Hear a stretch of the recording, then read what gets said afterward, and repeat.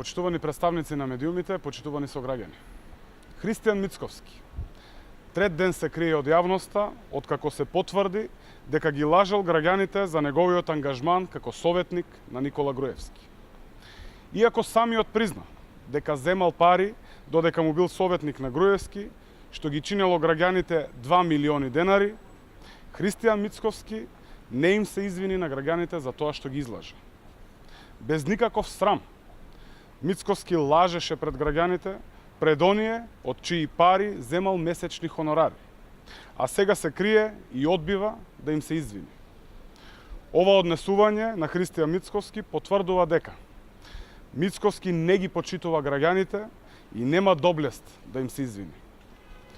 Ги потценува и за него граѓаните очигледно не се важни. Мицковски нема образ и личен кредибилитет.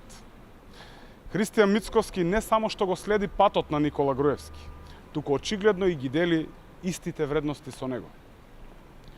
Тоа е една иста матрица на ВМРО ДПМН, која 11 години владееше со лаги, местенки, монтирани случаи и поделби што на граѓаните на Македонија им одзеде деценија од нивните животи.